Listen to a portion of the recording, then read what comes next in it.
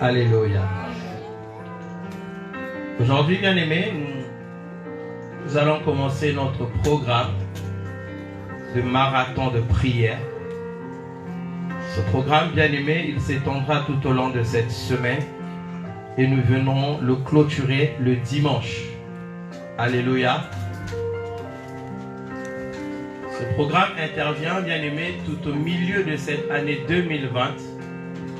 C'est-à-dire que c'est pour nous un moment où nous voulons faire un bilan général. Un moment où nous voulons essayer de comprendre comment est-ce que cette année est en train de se dérouler pour chacune de nos vies.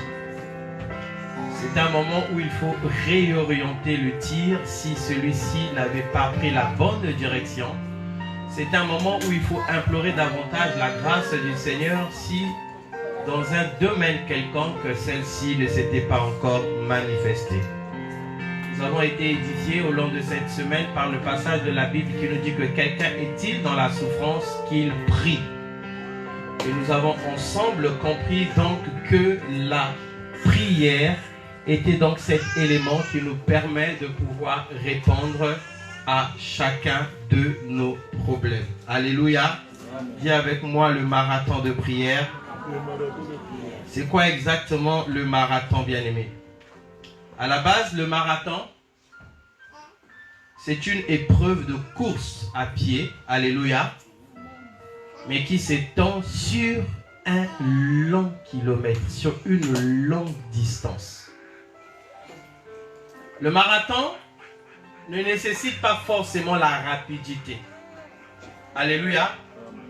Parce que dans le marathon, s'il faut courir d'ici jusqu'à Paris et que tu commences à courir très vite, avant même d'arriver à Pont-sur-Yonne, tu vas t'épuiser. Alléluia. Amen. Et tu n'atteindras même pas la moitié du trajet. Ce que nécessite le marathon, c'est l'endurance. Alléluia. Amen.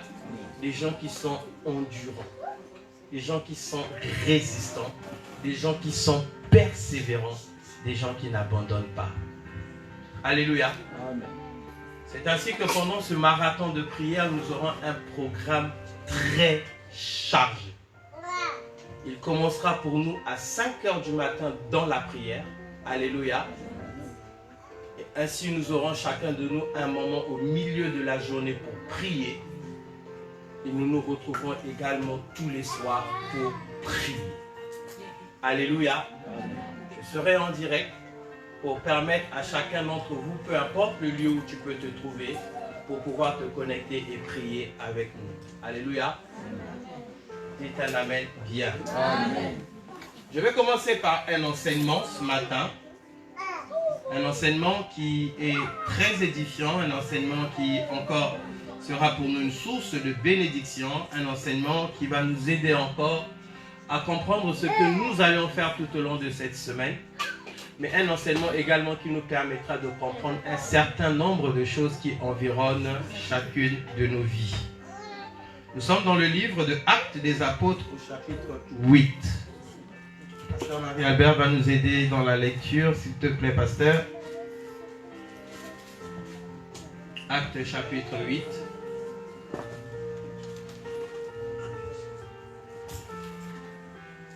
Et le pasteur fera la lecture à partir du verset 26. Suivez attentivement, s'il vous plaît. Actes chapitre 8. Alléluia. Actes chapitre 8, à partir du verset 26. À partir du verset 26. Le pasteur Marie le Seigneur et nous nous répondons. Amen. Un ange du Seigneur, s'adressant à Philippe, lui dit: lève-toi et va du côté du midi sur le chemin qui descend de Jérusalem à Gaza, celui qui est désert. Il se leva et partit. Et voici un Éthiopien, un eunuque, ministre de Candace. Un Éthiopien, un eunuque, ministre de Candace, reine d'Éthiopie. Reine d'Éthiopie. Et surintendant de tous ses trésors. Et surintendant de tous ses trésors.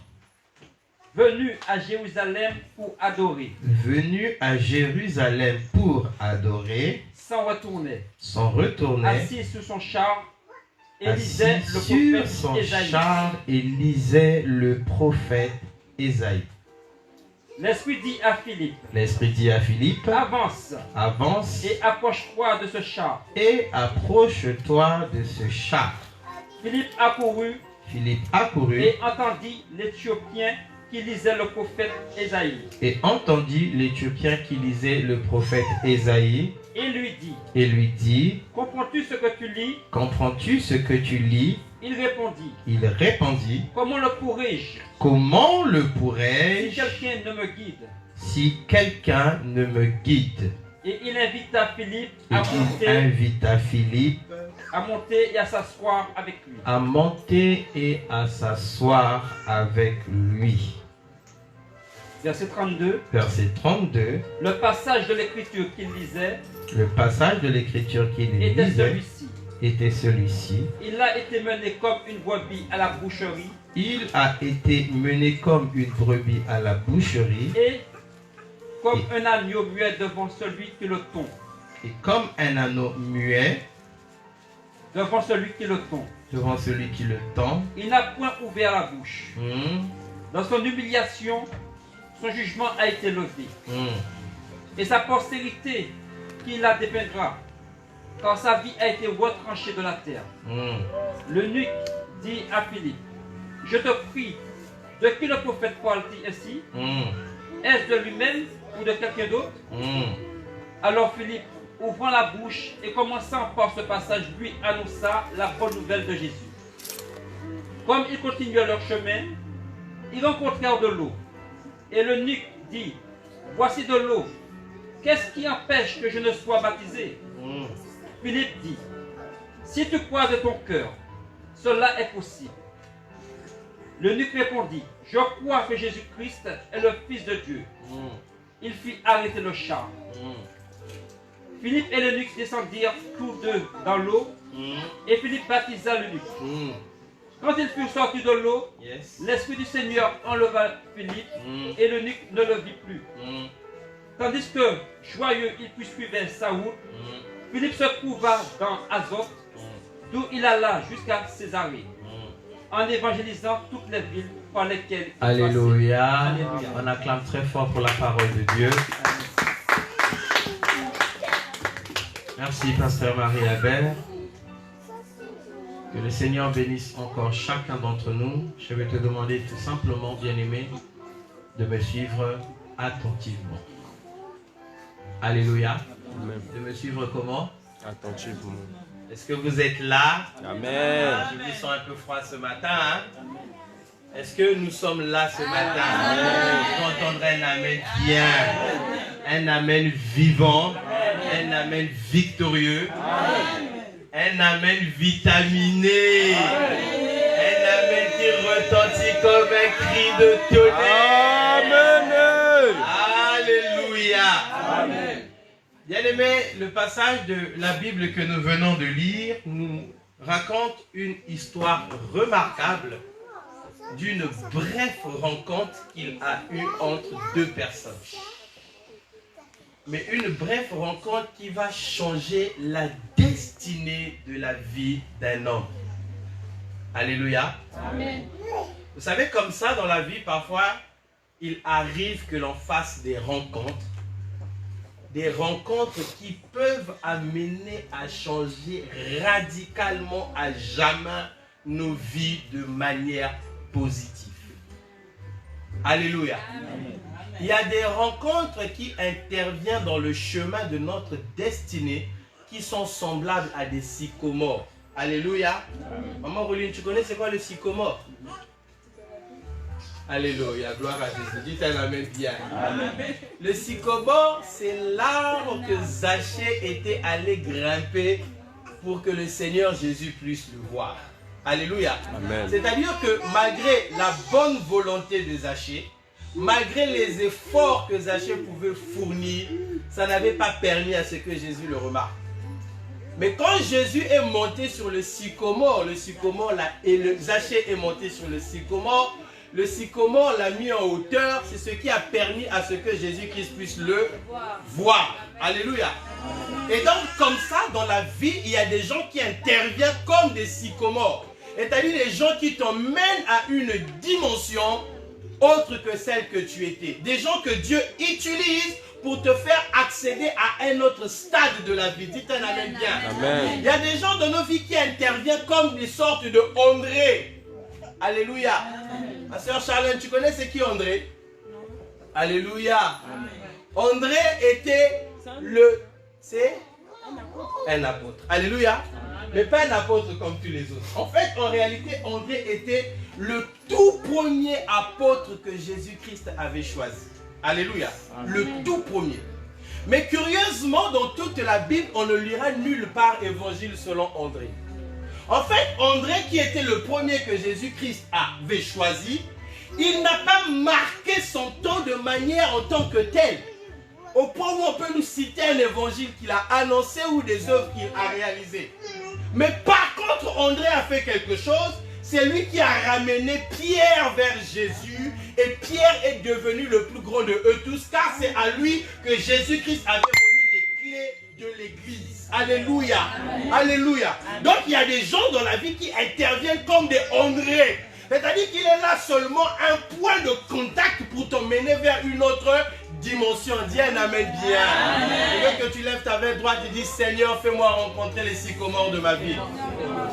Seigneur, fais-moi rencontrer les André de ma destinée. Alléluia. Il faut le déclarer avec force. Amen. Dieu mettra sur ton chemin des André. Amen. Dieu mettra sur ton chemin des sycomores. Des gens qui vont t'emmener à d'autres dimensions.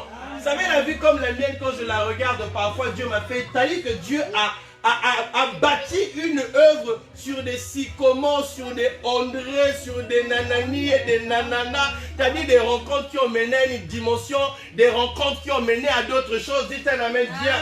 Vous savez, pour que je sois pasteur aujourd'hui, je ne suis pas né chrétien. Alléluia. Je suis devenu chrétien parce qu'il y a quelqu'un qui m'a emmené en Jésus. Et ce qui est curieux, pasteur Maral, c'est que la personne qui m'a amené à Jésus aujourd'hui, elle-même, elle ne prie plus. Alléluia. Amen. Alléluia. Ça a été un André. Alléluia. Alléluia. Même ici en France où je me retrouve, en réalité, je n'avais jamais fait de calcul de toute ma vie d'être là. Il y avait un sycomore quelque part. Amen.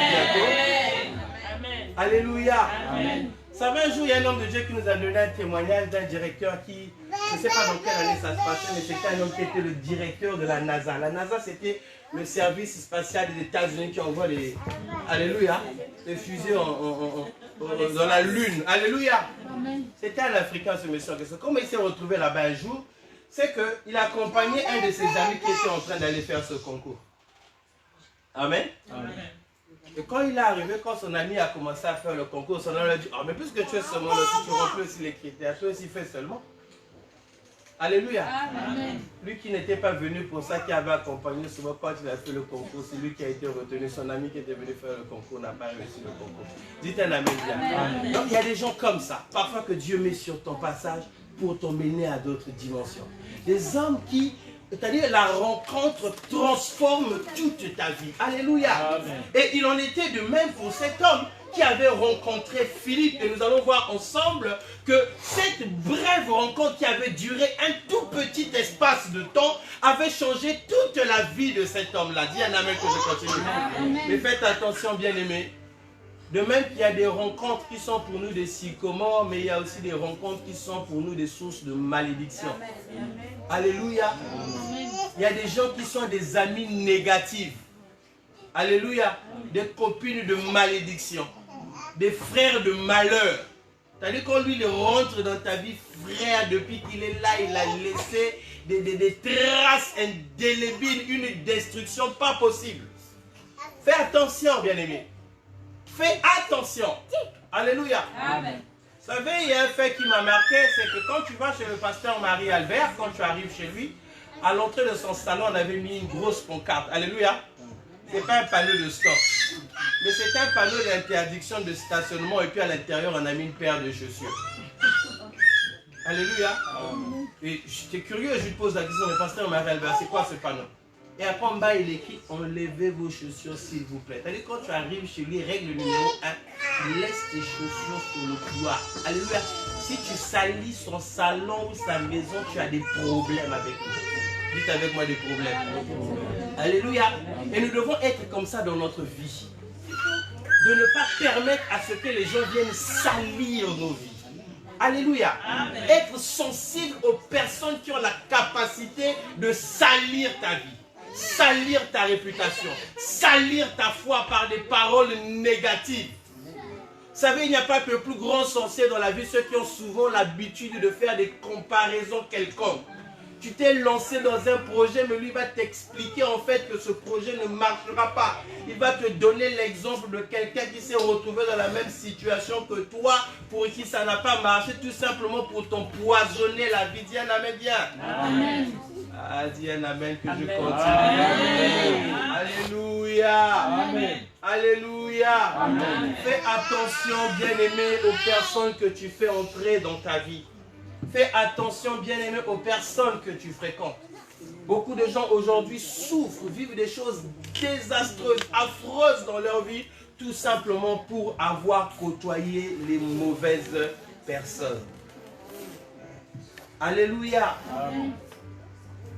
La Bible ici est en train particulièrement donc de nous parler de la vie d'un Africain. Tout précisément, il était de nationalité éthiopienne. Alléluia. C'était un Africain. Vous savez, l'Africain, il a une particularité, c'est qu'il a une sensibilité aux choses qui a trait à la divinité. Alléluia. L'Africain a la facilité de croire, d'aimer et de s'attacher à Dieu. Alléluia. Amen. La facilité. Vous savez, il y a un grand évangéliste d'origine allemande qui a longtemps vécu aux États-Unis.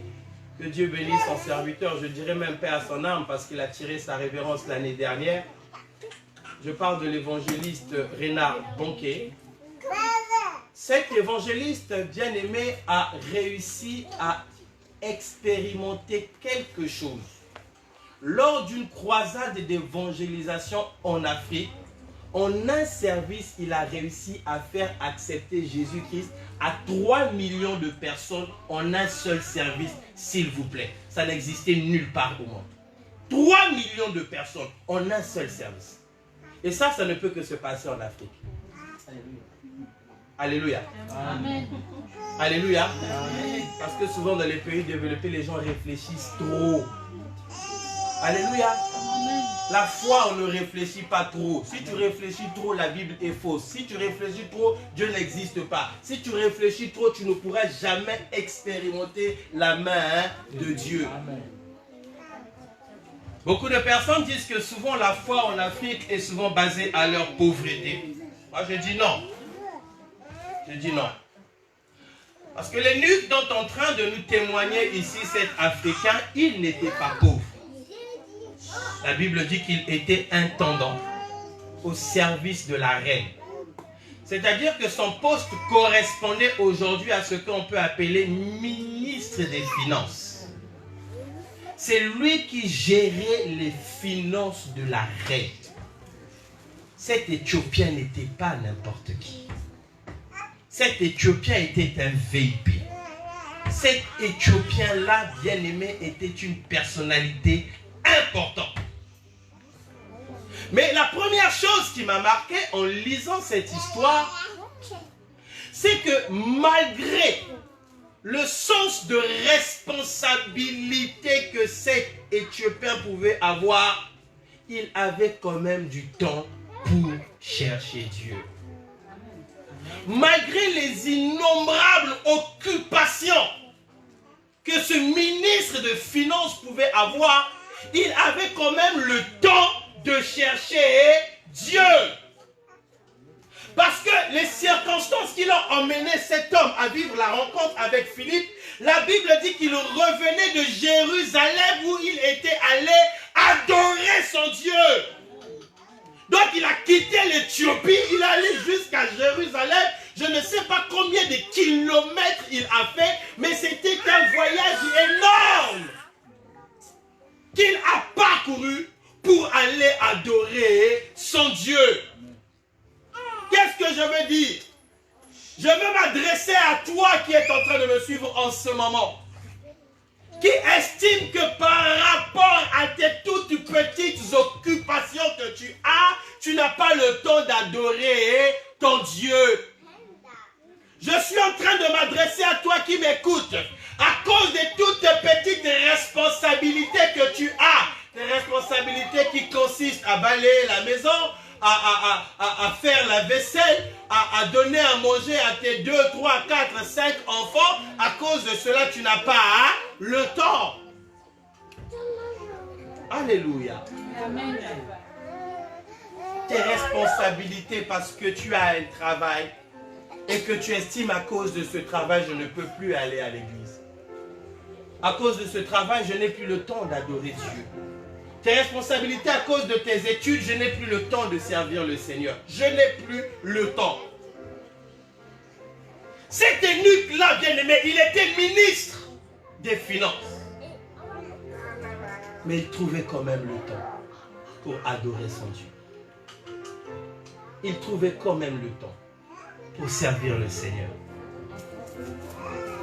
Cet eunuque servait Dieu avec des motivations pures, bien-aimées. Je peux le voir tout de suite. Parce que malgré qu'il avait l'argent, malgré qu'il avait tout ce qu'un homme pouvait rêver d'avoir, cet eunuque-là, quand même, trouvait la place pour Dieu. Ça, c'est quelque chose qui, de plus en plus, aujourd'hui, est devenu rare. De trouver des gens qui servent Dieu avec des motivations pures. Très souvent, on se souvient de l'église, on se souvient de la prière lorsqu'on traverse des moments difficiles. Lorsqu'on a des problèmes, lorsque les choses ne vont pas dans la vie, là on se rappelle que Dieu existe. Là on est fréquent à l'église. Là on vient adorer. Là on vient prier. Des motivations qui ne sont pas justes. Il suffit à le lire. Dès que Dieu a exaucé ta prière, tu ne vois plus l'intérêt d'aller prier. Dès que Dieu a donné un semblant de bénédiction, tu ne vois plus l'intérêt d'aller adorer Dieu. Cet eunuque-là, bien-aimé, combien même qu'il gérait la bourse de la reine, il était un homme droit. Un homme qui aimait le Seigneur. Alléluia. Il est allé à Jérusalem pour aller adorer Dieu.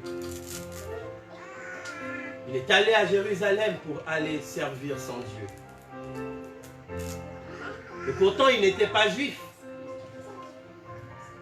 Il n'était pas juif. Il allait adorer le Dieu des Juifs, dans la ville des Juifs. Parce qu'il avait compris qu'il n'y avait pas d'autre Dieu que ce Dieu-là. Il avait compris que le salut ne se trouve nulle part ailleurs qu'en ce Dieu-là. Dans sa nation, certainement, qu'il y avait des traditions. Dans sa nation, certainement qu'il y avait des coutumes. Mais il était attaché à ce Dieu. Alléluia. Attaché à ce Dieu. Bien-aimé, quand tu aimes le Seigneur de tout ton cœur, peu importe le lieu où tu es, peu importe l'endroit où tu es en train de trouver, ta foi fera en sorte que Dieu puisse te localiser. Amen. Alléluia. Amen. Même si les hommes ne te voient pas, même si tu es en train de chercher Dieu en titubant, mais si ta motivation est pure et que tu aimes le Seigneur, bien aimé, Dieu va te localiser. Amen. Amen. Il va t'envoyer un Philippe pour te ramener sur le chemin de la vérité. Il t'enverra un Philippe pour te ramener à lui. Il y a des choses parfois que Dieu fait, bien aimé, qui dépassent même l'entendement des hommes. C'est la foi qui se manifeste. Il aurait pu faire des calculs, cet homme-là, je ne sais pas. Peut-être qu'en Éthiopie, Dieu fera grâce que je rencontre un pasteur qui va m'édifier. Peut-être que Dieu fera grâce. Non, bien aimé.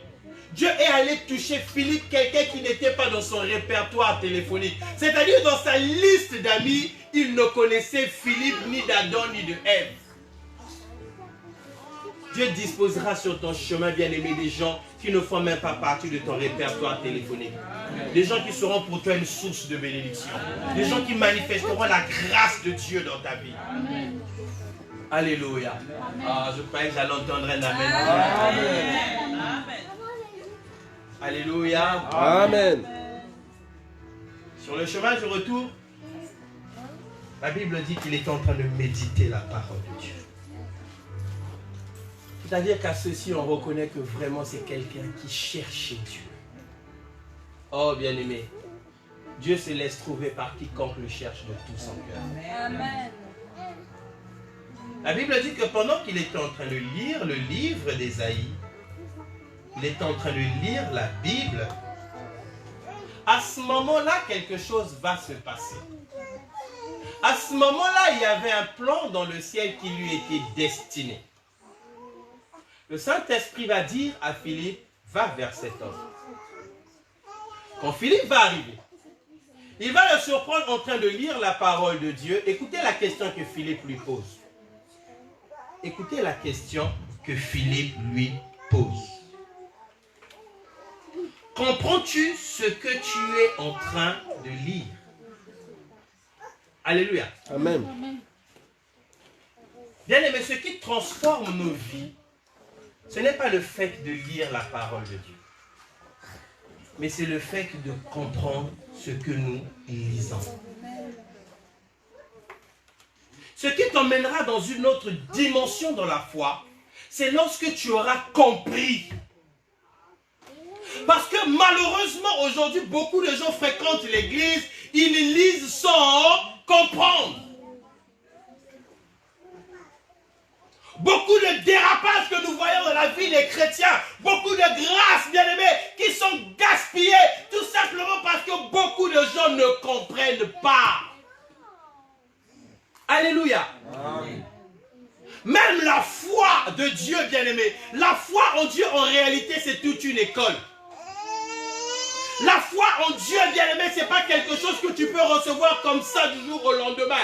La foi en Dieu, c'est quelque chose qui s'apprend, qui se vit au jour le jour. Ce sont les expériences de la vie que tu vas avoir avec Dieu qui vont affermir ta foi. Alléluia. Amen. Parce que deux personnes se retrouveront en face d'une même situation, ils n'auront pas le même langage. Il y aura un qui aura un langage positif, un autre aura un langage négatif. Les deux ont la même Bible. La différence se fera ressentir par l'expérience. Par l'expérience. À votre avis, qu'est-ce qui a conduit David à aller affronter Goliath? Alléluia. David n'avait pas dormi chez lui, Dieu lui a montré une vision que demain tu vas remporter la victoire contre le plus grand guerrier. Jamais. David n'avait pas eu une prophétie qu'il avait dit que tel jour à telle heure tu vas affronter et tu vas gagner. Alléluia. Amen. David n'avait pas un prédicateur qui avait imposé les mains pour lui dire vas-y te battre avec Goliath et tu gagneras. Non. David est allé affronter Goliath parce qu'il avait une foi inébranlable. Il avait une confiance en lui. Avant même de se battre avec Goliath, David dit à Goliath, aujourd'hui là, tu sauras que c'est l'Éternel qui donne la victoire. Amen. Je vais te terrasser aujourd'hui. Et tu sauras que c'est l'Éternel qui donne la victoire. Donc avant même que David ne puisse affronter Goliath, David savait déjà qu'il avait la victoire. D'où tenait-il cette assurance? Mais il le témoigne lui-même. Parce que lorsqu'il va voir le roi pour dire je vais aller me battre, le roi lui dit non, attends, tu n'es qu'un enfant. Ça c'est un guerrier. Si toute l'armée qui est là est en train de reculer, c'est toi qui vas aller nous faire honte. Regardez la réponse de David. Ô roi, quand j'étais sur la montagne, je gardais les troupeaux de mon père. Alléluia. Quand un lion venait pour arracher, moi je suivais, je pourchassais le lion. J'arrachais de la gueule du lion la brebis. Et si celui-ci résistait, je le tuais. J'arrachais de la gueule de l'ours la brebis. Si Dieu, qui m'a délivré de la main du lion, de la main du l'ours, me délivrera de cette incirconstance. Vous voyez la chronologie? Alléluia. C'est-à-dire que si aujourd'hui tu es en train de vivre un problème difficile, ma soeur Charlène, où tu es en train de crier à Dieu, Seigneur, donne-moi 10 euros. L'Éternel Dieu te visite, il te donne 10 euros. Alléluia. Quand tu sors de là, tu dis Amen, Dieu est puissant. Demain, quand tu manqueras 100 euros, tu auras cette assurance. Parce que tu te diras que quand j'ai manqué 10, Dieu m'en a donné. Et le Dieu qui m'a donné 10 me donnera 100. Et Dieu fera grâce et t'amènera également 100 euros. Amen. Et après, demain, quand tu seras en face d'un combat, dans une situation compliquée, tu te souviendras le Dieu qui m'a donné les 10, le Dieu qui m'a donné le 100, le même Dieu me donnera la victoire face à ce Goliath. Amen. Et c'est ça qui change l'attitude de tout un chacun. C'est ça qui change la foi de tout un chacun. Parce qu'il y a des gens qui ont expérimenté Dieu, il y a des gens qui ont compris. Mais d'autres n'ont pas compris. Lire seulement ne te permet pas automatiquement de comprendre. Alléluia. Amen. L'énuque était en train de lire, mais il ne comprenait pas. Et Philippe l'avait vu tout de suite. Philippe lui pose la question de savoir, est-ce que ce que tu es en train de lire, tu le comprends? Alléluia. Amen. Ce qui m'a surpris ici, bien aimé, c'est la réponse de l'énuque. Alléluia. Qu'est-ce que l'énuque a dit, pasteur Marie-Albert? Lis-nous ça, j'aimerais qu'on lise ça. Écoutez attentivement. Écoutez la réponse de l'énuque. C'est au verset 31. Il répondit, comment le pourrais-je si quelqu'un ne me guide? Comment le pourrais-je si quelqu'un ne me guide? Merci, pasteur Marie. Bien aimé dans le Seigneur, écoute-moi attentivement. Dans la spiritualité, il y a des choses qui peuvent se comprendre seules. Mais il y a des choses que tu montes ou que tu descends que tu ne comprendras jamais s'il n'y a pas quelqu'un pour te guider. Amen. Amen. Alléluia. Amen. Il y a des choses dans la spiritualité qui nécessitent un guide. C'est la volonté de Dieu. Amen. Alléluia. Amen. Il y a des choses dans la parole de Dieu qui nécessitera que Dieu mette devant toi un guide. Alléluia. Amen. Tu te rends compte que frère, ici un jour Jésus-Christ a dit à un de ses disciples, suis-moi. Le disciple dit, mon père est mort, je vais l'enterrer. Jésus-Christ le regarde, il lui dit, laisse les morts enterrer les morts. Bon, dis-moi d'abord, comment un mort peut enterrer un mort?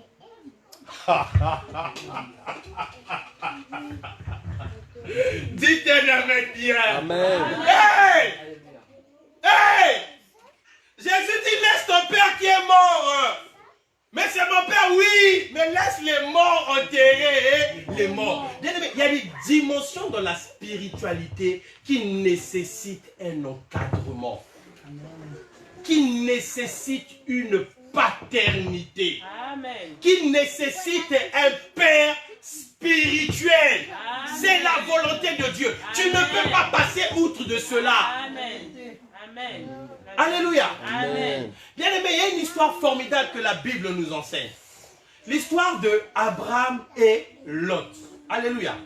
Je développerai un enseignement là-dessus. C'est hyper important. Elle est riche d'enseignements et de bénédictions. Si tu comprends attentivement le mystère de Abraham et de Lot, ça te permettra de savoir identifier la marche de ta vie chrétienne. Les relations que tu peux avoir avec les frères et les sœurs en Christ, les relations que tu peux avoir avec tes frères et tes sœurs de sang, la relation que tu peux avoir avec ton père charnel ou même la relation avec ton père spirituel. Alléluia. Amen. Amen. Dites à la main bien. Amen. Dites à la main puissante. Amen. Pasteur Marie-Albert, aide-nous s'il te plaît. Genèse chapitre 13. Ouvrez vos Bibles. Genèse chapitre 13. À partir du verset 7. Écoutez ce que la Bible nous dit.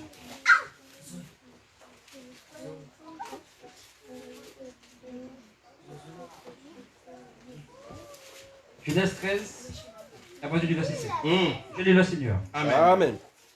Il y eut querelle entre les bergers des troupeaux d'Abraham Il y eut querelle entre les bergers et les troupeaux d'Abraham et les bergers des troupeaux de Lot. et les bergers des troupeaux de Lot. Les Cananéens et les Phéréziens habitaient alors dans le pays.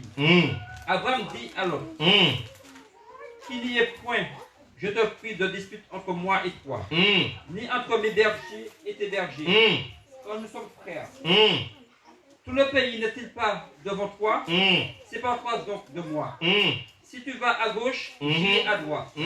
Si tu vas à droite, j'irai à gauche. Lot leva les yeux et vit toute la plaine du Jourdain Yes. qui était entièrement arrosée. Avant que l'Éternel eût détruit Sodome et Gomorrhe, c'était jusqu'à soir comme un jardin de l'Éternel. Alléluia. Merci, pasteur Bakalga. Alléluia. Amen. Alléluia. Amen. En fait, qu'est-ce qui se passe ici? Suivez attentivement. En réalité, Lot était le fils du frère à Abraham. Alléluia. Amen. Et lorsqu'il était jeune, Lot va perdre ses parents. Et Abraham va donc adopter Lot comme étant son fils adoptif. Il a aimé Lot. Il a encadré Lot. Alléluia. Amen. Abraham avait une double identité devant Lot. C'était d'abord son oncle, alléluia, qui par la suite va devenir son père par adoption. Mais ensuite, Abraham était également pour Lot un père spirituel. Alléluia. Amen. Quand Abraham a quitté la maison de son père sous l'ordre que Dieu l'avait donné, la Bible nous dit au verset ici, il va avoir donc une querelle entre les brebis de Lot et ceux, les bergers, les brebis de Lot et ceux de Abraham. Donc, les différents serviteurs avec les différents troupeaux. Alléluia. Qu'est-ce qui va se passer en réalité? C'est que Abraham était riche. Alléluia.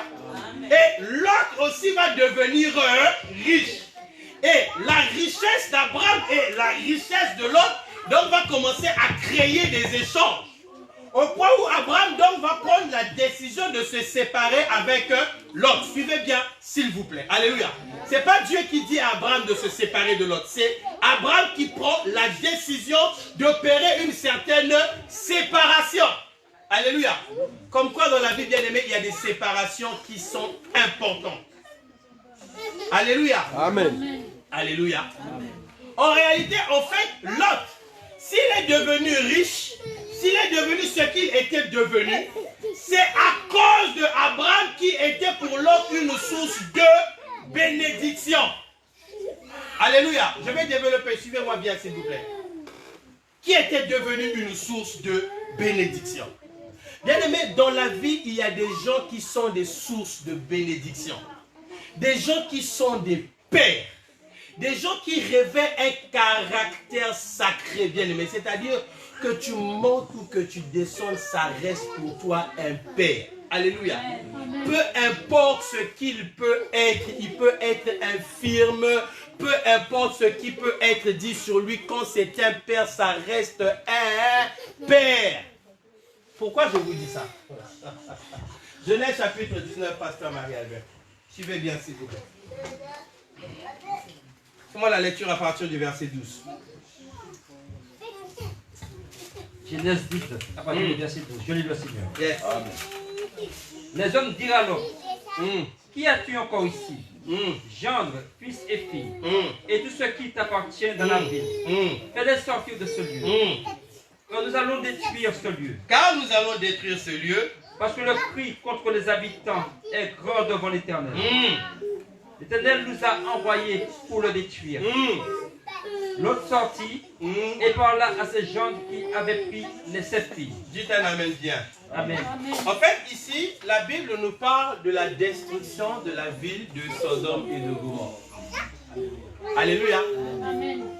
De toutes ces villes-là, où Dieu avait détruit par le feu, il y avait eu seulement un seul survivant. Pour ne pas dire une seule famille que Dieu avait épargnée.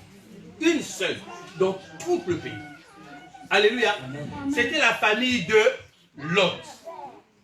Et le verset que nous venons de lire, donc Dieu s'apprêtait à détruire la ville. Mais avant de détruire la ville, donc des anges vont venir visiter Lot. Pour lui donner comme instruction de partir parce que Dieu devait détruire la ville. Alléluia. Amen. Question. Qu'est-ce qui a sauvé Lot de Sodome et Gomorrhe?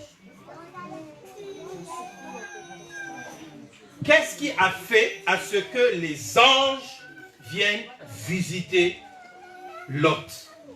C'est la prière d'Abraham. La prière d'Abraham. Alléluia.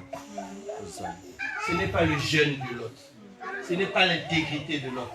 Ce ne sont pas les prières de l'autre. Dites un amen bien. Genèse 18, verset 17. Suivez bien attentivement. Ça, c'est fort. Ça, c'est fort. C'est fort. Alors l'Éternel dit, Alors l'Éternel dit, cacherai-je à Abraham ce que je vais faire? cacherai-je à Abraham ce que je vais faire? Donc, l'autre, il était là-bas, Sodome et Gomorrhe, il ne savait pas ce qui se passait. Mais Dieu dit, est-ce que je peux cacher, pas à l'autre, mais à Abraham ce que je vais faire? Alléluia. Dieu donc ici va révéler à Abraham le projet qu'il avait de détruire Sodome et Gomorrhe.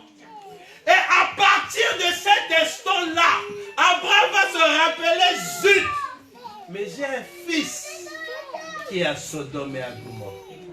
Et Abraham a commencé à intercéder. Alléluia. Seigneur, est-ce que tu vas détruire toute la ville si tu trouves 50 justes? Est-ce que tu vas détruire la ville si tu trouves 10 justes? Alléluia. Il est en train d'intercéder à cause de son fils qui était là-bas. Et à cause de cette intercession, Dieu va aller envoyer des anges pour aller sortir l'autre de là. Amen. Alléluia. L'intercession d'Abraham. Si Lot avait quitté Abraham dans un désaccord total, alléluia, si Lot avait brisé le cœur d'Abraham en le quittant, alléluia, il n'aurait jamais intercédé pour lui. La Bible nous aurait raconté notre histoire. Alléluia. Amen. On va ouvrir un séminaire, on comprendra les causes, les raisons qui ont fait à ce que Abraham et Lot puissent se séparer. Alléluia. Oh, il y a beaucoup de choses à dire. Il y a beaucoup de choses à comprendre. Vous savez, dans la spiritualité, parfois nous marchons, mais réellement sans comprendre ce que Dieu attend de nous, sans comprendre les voies de Dieu, sans comprendre les desseins de Dieu. L'énigme ici est en train de dire, mais Philippe, si personne ne m'y aide, si personne ne me guide, comment est-ce que je vais le comprendre? Alléluia. Le prophète Samuel a entendu la voix de l'Éternel. Samuel, Samuel. Samuel est reparti voir Élie. Élie, tu m'appelais? Élie dit non. La troisième fois, Élie a compris, non. Là, c'est Dieu qui est en train de t'appeler. Repars, reste là-bas. Écoute l'instruction que je te donne. Tu appliques ce que je vais te dire. Alléluia. Amen. Quand il est reparti, quand Dieu l'a appelé et qu'il a appliqué tout ce que Élie l'avait dit, l'Éternel a parlé. L'Éternel a parlé. Alléluia. Et il en fut de même avec Ruth. Alléluia. Lorsqu'elle s'est retrouvée devant moi, il a fallu qu'elle reçoive instruction. Instruction. Recommandation. L'énigme ici, il dit non, si quelqu'un ne me guide, je ne le comprendrai pas. Je ne le comprendrai pas. Je ne le comprendrai pas. Alléluia. Amen. Je veux que tu te mettes debout.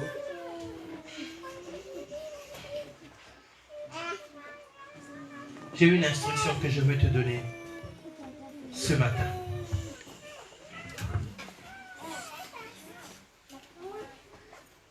Il y a une guerre qui est livrée, bien-aimé, entre le ciel et la terre sur ta vie.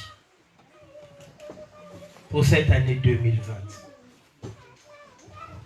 Il y a une guerre qui est en train d'être livrée pour que tu ne possèdes pas ce que Dieu t'a destiné. Il y a des choses parfois que les gens acceptent facilement, mais pour toi, il y a toujours un combat, il y a toujours une épreuve, il y a toujours une difficulté. Chaque fois que tu veux respirer un peu bien aimé, il y a toujours un événement qui doit se lever pour pouvoir te briser. Tu vas prier. Tu vas prier. Tu vas prier. Tu vas prier aujourd'hui, mais tu vas prier pendant tout ce marathon de prière. Reçois instruction ce matin. Bien aimé, moi j'aimerais que tu t'arrêtes. Ce programme-là, il est pour toi. Ce programme-là, Dieu l'a disposé pour toi. Pour toi, c'est à toi que je m'adresse. Je dis, c'est ton programme. Tu vas prier pour ta vie à toi, ta famille, tes enfants, tout ce qui est en train de t'accabler. Les choses parfois que les hommes ne voient pas. C'est-à-dire que bien aimé, ta paix n'est pas parfaite, ta joie n'est pas parfaite parce qu'il y a quelque chose quelque part qui n'est pas encore accompli. Alléluia. C'est pour ça que nous allons prier. C'est pour ça que nous allons faire ce marathon. On ne s'arrêtera pas, on ne lâchera pas. Quelque chose, le ciel doit parler, le ciel doit s'ouvrir, les anges doivent descendre. Les anges doivent descendre.